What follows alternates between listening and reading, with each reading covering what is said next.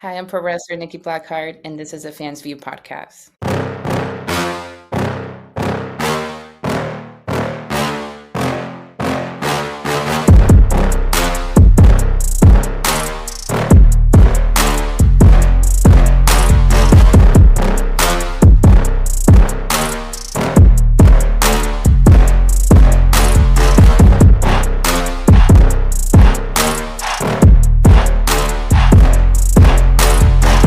What's going on, everybody? Welcome back to another episode of the Fans View podcast. Today, if you've been paying attention to the indie wrestling scene, you've definitely seen today's guest making a little wave. You know, if you haven't, you're about to understand why. In an industry where momentum is hard to build and even harder to maintain, she's done both in record time. From stepping in the ring for the first time to becoming a champion and earning some real industry buzz. Her rise has been fast, physical, and impossible to ignore. I'm excited to sit down with one of the most talked about emerging talents in women's wrestling, Miss Nikki Blackheart. Nikki, how are you doing today? I'm doing great. Thank you. Thank you so much for the introduction. I appreciate that. That's super long-winded introduction, I know. Um, as fans, you know, we all have this moment where wrestling kind of hooks us and it just digs in and it hooks us for life. Did you have that moment? And if you did, when did that kind of happen for you? I didn't really grow up watching wrestling. Wrestling is something that, kind of fell on my lap because I was in California. I ended up finding myself in in WrestleMania, which I know a lot of people are like, how? Um, and I remember watching the match. It was the SoFi Stadium, and it was Rhea Ripley and Charlotte Flair. At the time, I was looking for something physical. I had played sports growing up. I, had done bodybuilding before, but I just needed something where I felt like I continued progressing. I got into sales. I kind of let myself go a little bit because I used to sit all day. And yes, I would go to the gym, but I was never like training and taking things like very intentionally. So Right. when I saw wrestling and came across it, I'm like, what is this? And why have I never been exposed to such things? So quickly after that, I got back home. I looked up schools, ended up, visiting CCW, and then the rest is The rest is history. history. Before you ever started training, like you said, you weren't one of those lifelong, just eat, sleep, breathe wrestling.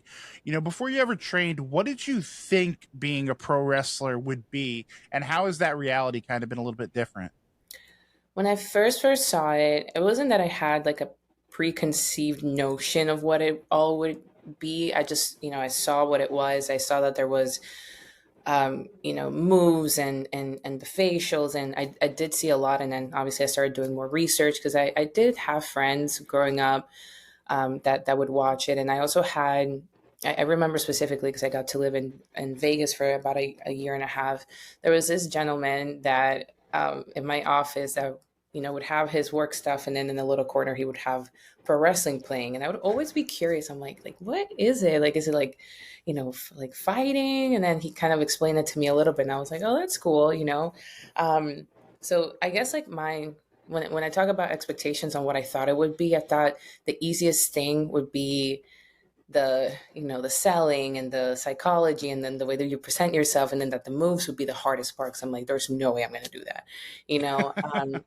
And it's crazy because when you practice something enough times, you get to do it. I mean, not everything. Like you're not going to see me doing a top rope moonsault anytime soon, um, but other things that I thought would be like, there's no way I can do that, I'm able to do now. And then the hardest part of it all is coming into your character and how do you Right. portray yourself and present yourself. So like I had those two completely swapped. Like I thought it would be one or the other. So I think like as far as like expectations, I would say like that was like the biggest like, holy crap, this is not at all what I thought it would be.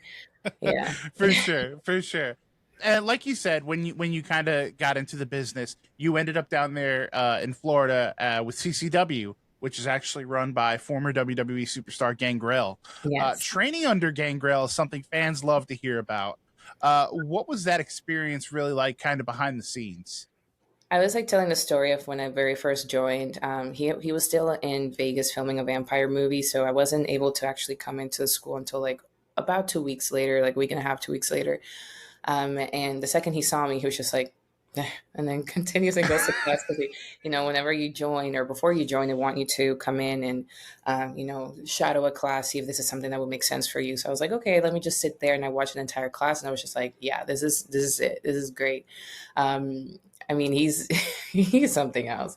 The first, I just remember, I'm like, all right, like the class is over. He always takes a class picture. They took the class picture.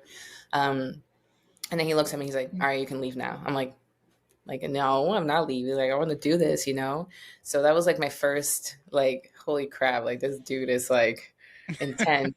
And yeah, I mean, he's an amazing coach. He knows what he's talking about. I mean, he's been to so many places around so many different styles and bodies and companies and countries.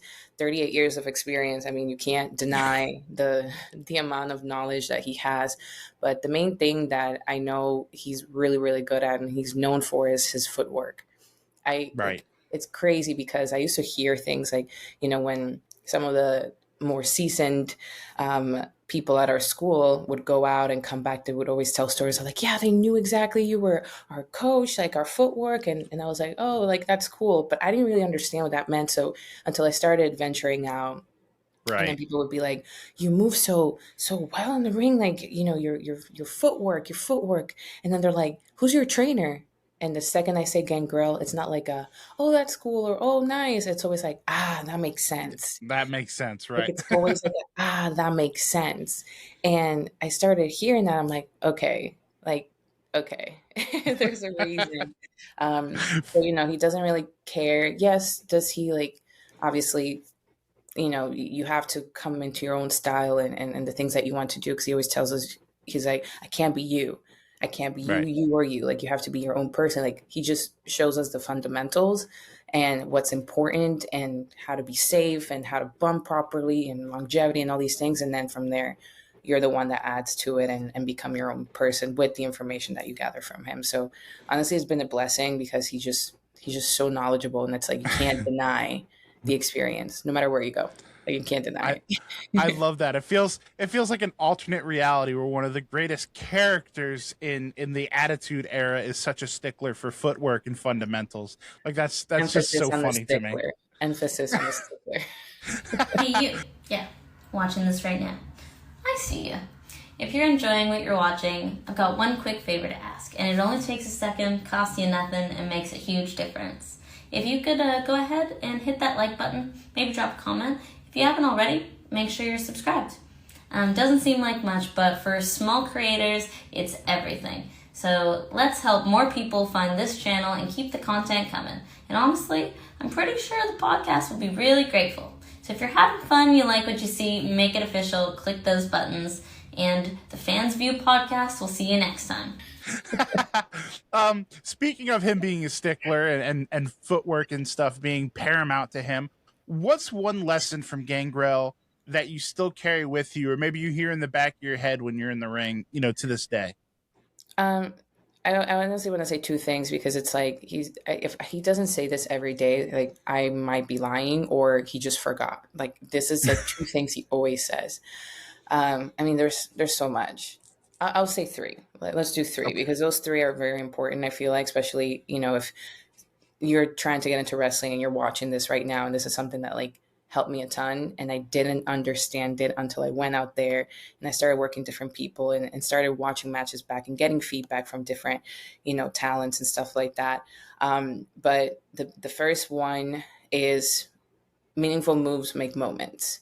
So Mhm. everything that you do needs to somehow make sense. I know that there's like a lot of spots going on up and down, people doing crazy stuff, but at the end of the day, what people remember is always the moments in wrestling. And I didn't understand it because I would just wanted to get to the spot and do that stuff. And what people remembered from matches, and this is feedback we get from fans, right? Because at the end of the day, this is who we're doing it for.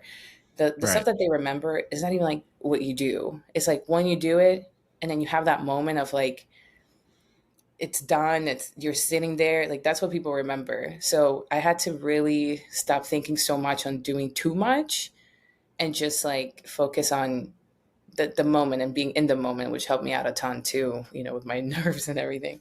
Um, the second thing is, and I'm going like in importance. So I started with the bottom. Slow, smooth, smooth is fast. Again, goes back to that.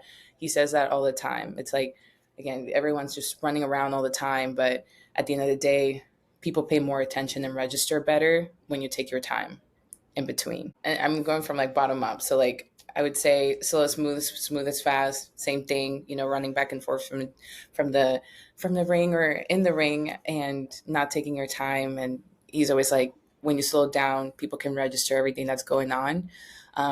But the most important one and the one that stuck with me because we always look at an end goal and we feel like, okay, that's where I want to be and that's all that matters at the end of the day. But what really matters is your legacy, like what you do in the business and in your life and everything like that. So I think like the biggest one for me is the journey is a jewel.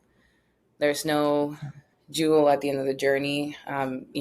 Everything that you do, your experiences, your climb on the way up, those are the things that you're going to remember no matter what. And I feel like in the industry we're so focused on the way that we look, what we're doing, our matches and everything like that, that we forget to take in what it is that we're doing, because at the end of the day, we're living out someone's dream. Like there's Right. probably people either in their deathbed or that are older that can't do this, and this was like their dream growing up and they didn't pursue it. And we get to live out our dream and also someone else's dream every single day. So it's one of those things where it's like we have to take a step back sometimes, take it all in, and the journey is a Right. jewel. But that's fantastic advice. Just stay in the moment and enjoy it. It's not always about the end. Like you said, the journey's where it's really at. Right. Um, speaking of, you said something about, you're always being concerned with the way you look and stuff like that. Funny enough, the way that I found you was on social media from a picture that was taken of you. And I think a lot of people were exposed to you for the first time when hashtag jacked page was trending, which I is the wildest way to be found. Your name started circulating fast. When did you first start to notice like something's going on here? so I've had pictures that, get seen and all of this before wrestling started. Sorry, my dogs are with me. They're very loud. But I I never, I guess like when you think about independent wrestling, like you don't realize how big it actually is. Like Right. you're in it again, the whole thing that I said about the journey being the jewel, not and like not taking things in. Like I remember I had posted the photo and I started getting traction. I'm like, okay, and funny enough, usually whenever I post something, like I'll engage in comments. That day, I forgot, like, it was kind of later. I think I had to go to the gym or something. But I just like put my phone away and I have my Instagram notification silenced because let's be honest, like it's a lot. It's a lot. So if you, it's a lot. And I just remember just I go on Instagram, and when you get all the notifications, it was like a bunch of followers, bunch of comments, and I was like what is going on? And then I check my messages. People started sending me the tweet that page Soraya posted. Yep. Um, I started just getting a bunch of messages, like a bunch of messages, and I'm just like, holy crap, this is all happening on X. I'm not on X. Like, I feel left out. Like, everyone knows this, but I don't. So I run literally to my phone and I create an X account, post the photo, and then, started getting following then. And then it kind of died out for a little bit. And I want to say it was like the Right. next week, I was like, oh, let me just post content just to post it. And I so I believe I posted that photo. It was like on early in the week. And then I had a match that same weekend. And then I took a clip from that match, which we all know, Hmm. we all seen it now, is the power slam. It was from Yep. that Saturday. And I'm like, oh, let me just post this power slam. Same thing. It was late at night. I posted, I go to sleep. When I wake up, I'm just like, what happened overnight? Like, what just happened? And then, yeah, that's the power slam that everyone knows me for. So, yeah, Hey, I mean, it was insane. You're a shining example of the good side of social media that we don't always see, the positive side where it's like, you know, your career just went pew through the roof off of a photo and a video. And I mean, great for you, because I think more importantly than, being seen for that is that you've certainly continued to develop since then. You didn't just rest on your laurels. One thing you did, which is, a pretty big deal, is you became the CCW women's champion. That had to be a huge moment with the talent that comes through that place. Like we spoke about the head trainer Gangrel. What was going through your mind walking into that match when you knew that they were about to put the title on you? Yeah, so I mean, there was so much pressure, a lot of eyes looking at me. Really, I want to say, yeah, it wasn't. I think it was like a little bit after that match that I ended up posting that video. So the traction was there from the photo. I Mm-hmm. know there was like a lot of eyes on me, and I felt like, okay, if I am going to get this championship, like I already know that this means that CCW is trusting me to represent their brand properly. Yes. There's younger talent looking at me, looking up at me, saying like, okay, this is where we want to be in our career. I'm not saying like, as like a person or anything like that, but like this is at least in CCW, like this is the pinnacle of women's wrestling right here, is to have Right. the championship belt. So for me, it was one of those things where it's like, did I feel ready to be a champion? No, I did not feel ready. And, because I do lack experience when it comes to wrestling, according to the wrestling world, right? I mean, obviously, some Yeah. people learn faster than others, and things happen. But I felt like in order for me to become the wrestler that I wanted to become, like I needed some kind of pressure and some kind of goalpost for me to work hard towards. Because sometimes when we do things like, we do them, but we kind of lose that intentionality behind it when there's no thing to reach, like no goal, no Right. You no need that no carrot like at the end of the stick. Yeah. right. So I felt like, knowing that was a possibility for me and I was on that title run, I said, I have to really lock in. Like I have to really lock in. My training style changed. The way that I was portraying myself changed. I feel like I just became more intentional about everything that I did. And the main thing too is, once I became champion, I mean, that was an insane day for me, because I actually didn't think I was going to get it that day. Um, I thought they were just going to, extend this feud and make it this thing. But at the end of the day, it was a insane and emotional day, because the day that I got the title was my mom's 9-year anniversary of passing. It was literally Oh, on the wow. date. My mom passed away June 14th, 2016, and I got the title on June 14th, 2025. So Wow. it was, I was already emotional as it was that day. Um, and when because people think that you find out like months in advance or weeks in advance. Like, no, I found out the day of, like after the meeting, we're in the ring and they're like, okay, so you're going over. And I'm like, what do you mean? I'm going over. And it was crazy because, like, literally, like, my family couldn't make it, so there was no one there in the crowd that, like, was like my Oh, family, gosh. because it was like Port St. Lucie, 2 hours away from home. If I Right. had like an idea, I would have been like, "Hey guys, like, can y'all make the drive?"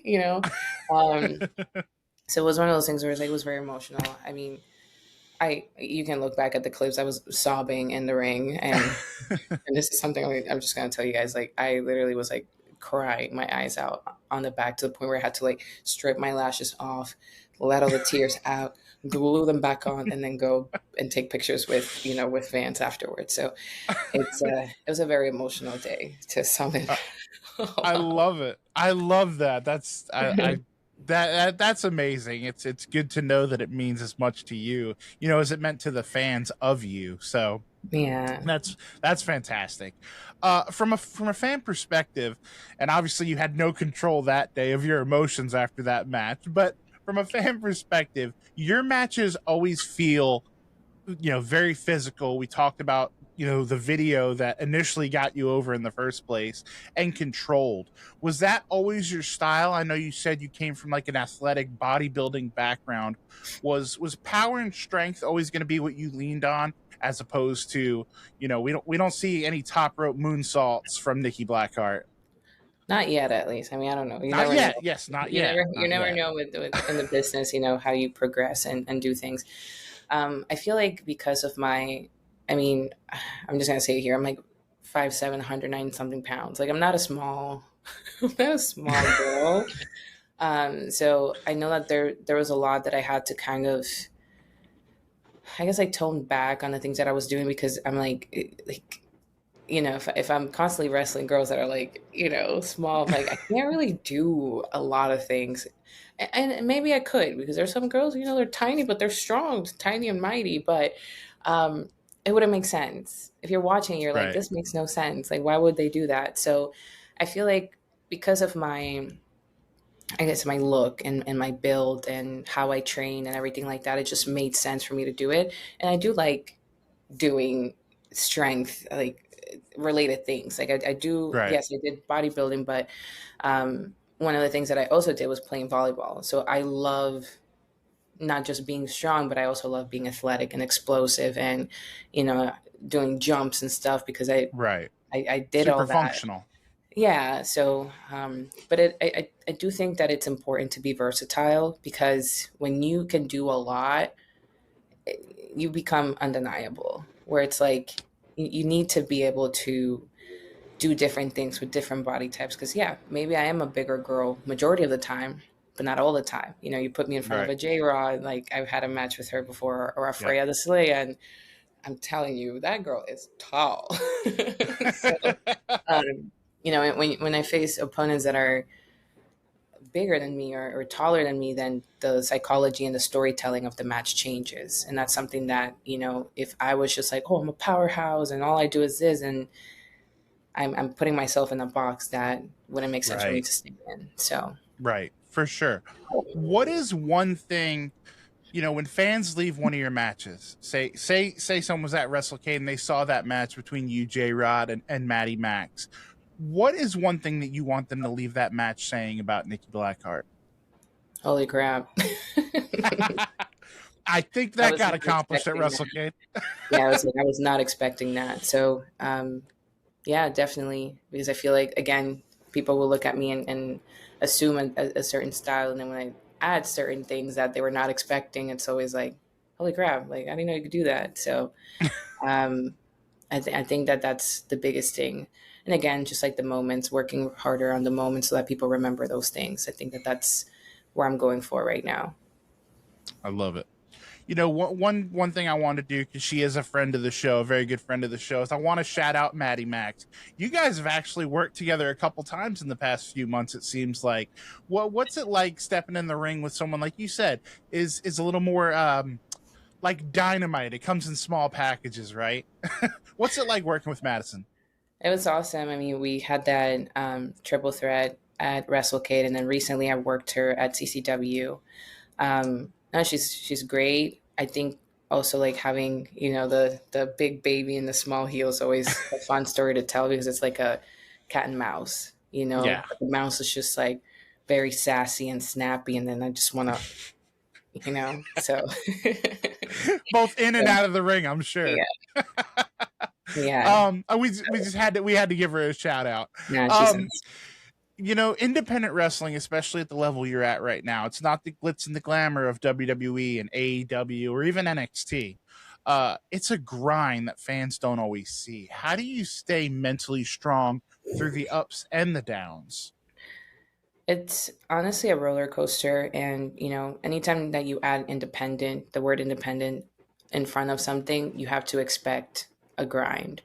Because at the end of the day, it's like a constant hunt for either getting better or making sure that you have your gear is on point and your merch is on point because that's how you make your money and making sure that you stay organized with your bookings. And, when that word independent gets added to anything, is that you're truly an independent contractor. You're an independent Right. wrestler. So it's like you don't have someone constantly in your ear telling you what to do, which I feel like a lot of people have that structure because they were so used to working, in W-2 jobs or whatnot. But I feel like once you add that independent to it, it's like your body is your business. You are a business owner, and you have to carry yourself like one. You have to organize yourself like one. You have to present yourself like one, because at the end of the day, your your resume is what you do physically. So I Right. feel like a lot of people kind of lose track of that and focus too much on just like the storytelling, when at the end of the Right. day, it is a business. It is a business, and you have to treat it like one. So whether Right. that's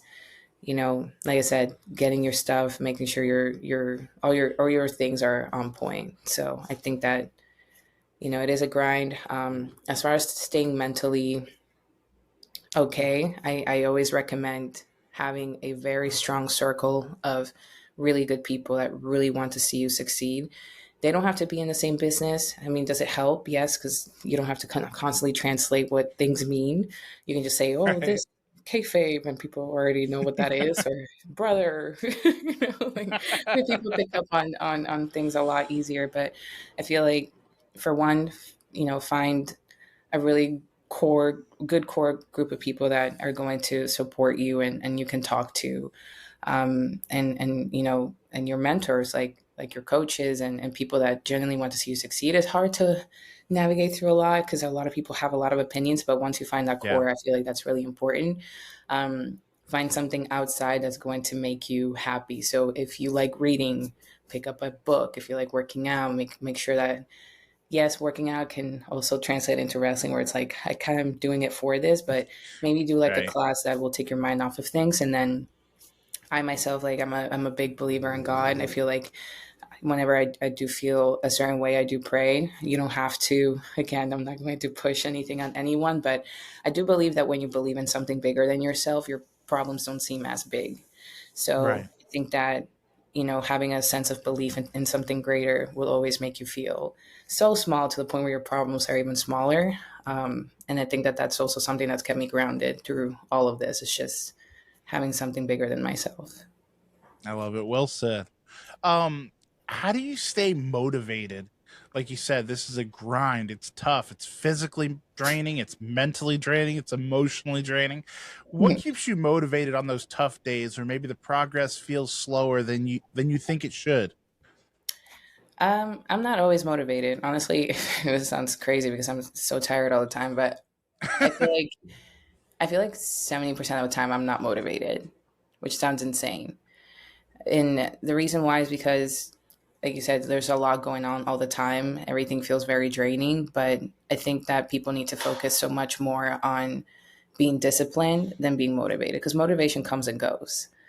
It comes Right. and goes. But once you set a routine, you set goals, you want to be intentional about them, having that discipline of, like, no matter if I want to go or not go to the gym, or if I want to eat this or not eat this, or if I want to watch wrestling or not do it, it doesn't matter, because at the end of the day, that's what you have to do.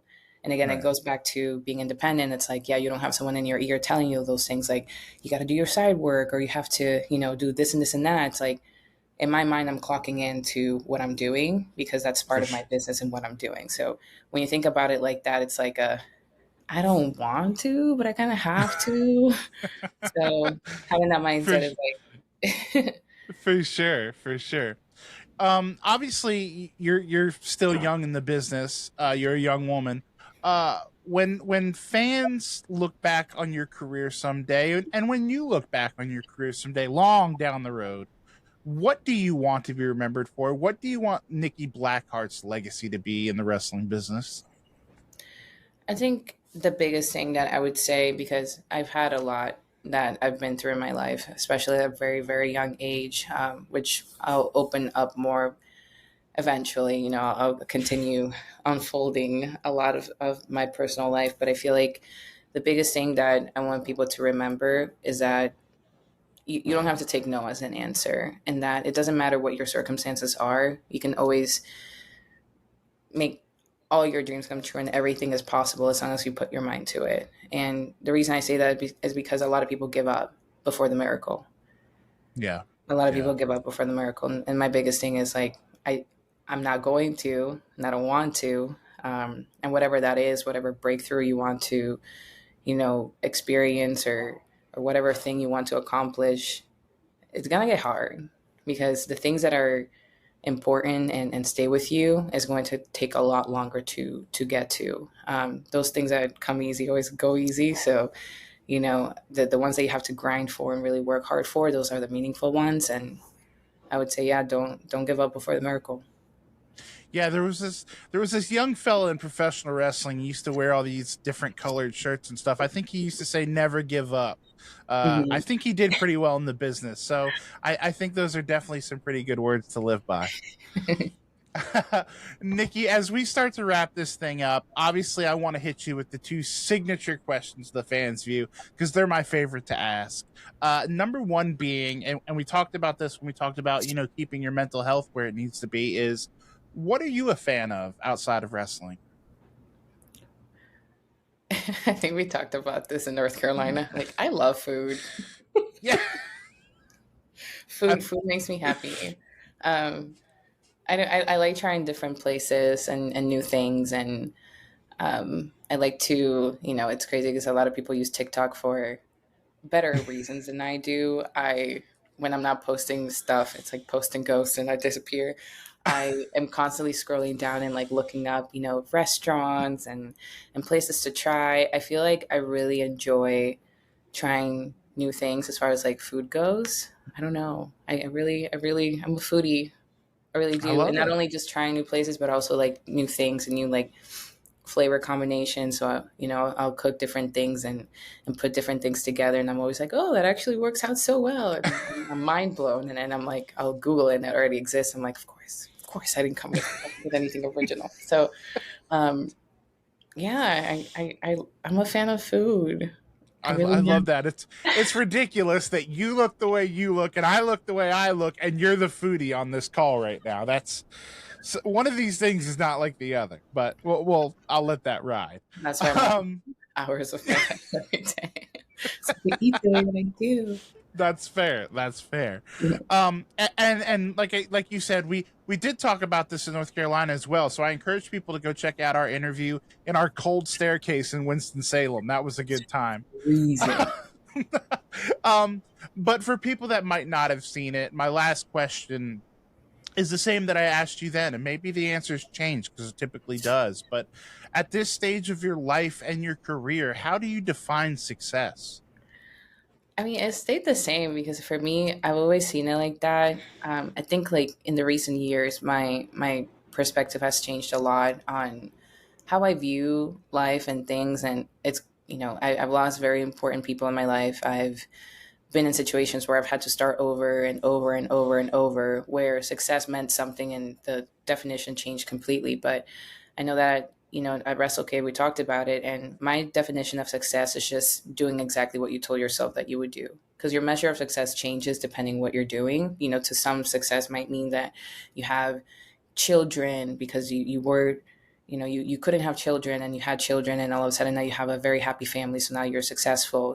To some, success means that I got the women's world title at WWE, like that's success. To some other people, success just is just like waking up because you're sick and you're not able to walk, and waking up and being able to get out of bed is success. So I don't like putting monetary or like a big thing to it. I just feel Mm-hmm. like succeeding just means that you did exactly what you told yourself that you would do and that you're achieving whatever goal it was, because you have short-term goals, you have bite-sized goals, you have bigger goals, and you have your lifelong goals. And I feel like every single one matters. So whenever you think of success and you attach it to like the end goal, I think it kind of takes away from what you do every single day. And I learned Right. very fast early on that yes is cool, but you really got to live in the moment and enjoy those things, because right now as we're speaking there's someone out there that can't do that. So I think Absolutely. achieving